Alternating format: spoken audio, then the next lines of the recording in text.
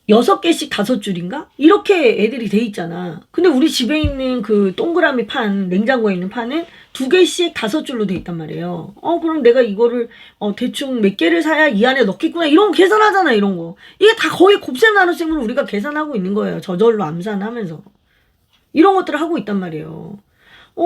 우유가 내가 우유를 4리터를 샀는데 이거 유통기한이 3일이야. 그럼 3일 안에 내가 4리터를 먹으려면 어떻게 먹어야 이 정도는 나름 다 계산하고 있단 말이죠. 나머지까지 정확하게 내가 계산 안 해서 그렇지. 그렇기 때문에 여러분은 이런 것들이 너무 몸에 배에 있어요. 배에 있다 보니까 애들이 못하는 게 이해가 안 가는 거예요. 나는 쉽거든. 그래서 여러분 엄청 잘하는 사람일수록 못하는 아이들을 가르치기 되게 어렵고 처음 시작을 하는 애들을 가르치는 게 제일 어려운 거예요. 그래서 여러분이 정말 나는 아무것도 모른다. 내가 진짜 우리 애의 빙이 돼서 제가 이런 거를 모르는 게 당연하구나라는 생각에서부터 출발을 하시는 게 아이 엄마표 하시는데 훨씬 더 도움이 많이 되실 거예요. 만약에 엄마들이 다른 거 하나도 못하고 엄마표를 하면서 덧셈, 뺄셈, 곱셈, 나눗셈의 관계만 애하고 줄기차게 해도 여러분 남는 장사야, 남는 장사. 문제집 많이 푸는 것보다 낫다고. 내 말을 진짜 꼭 믿어주세요. 이게 왜 그러냐면 문제집을 보면요. 여러분 특히 4, 5, 6학년 이상의 문제집들을 보면 대부분의 문제가 곱셈, 나눗셈의 관계. 둘 사이의 관계를 물어보는 것들이 엄청 많아요. 이게 눈에 들어오잖아요. 그럼 비와 비유도 저절로 해결되고 비례식도 해결되고 해결되는 것들이 너무 많아. 이 관계만 제대로 알아도. 여러분 이 관계가 결국 함수 아니에요. 함수. 그 관계를 수식으로 표현한 게 기울기고 그래프고 그 관계를 그림으로 나타내면 그래프, 식으로 나타내면 함수식, 그리고 걔를 전개해서 풀면 방정식 이런 거지 뭐. 별거 있어. 그래서 우리 주변의 사이의 어떤 관계들을 자꾸 봐보도록 하세요. 자꾸. 오케이?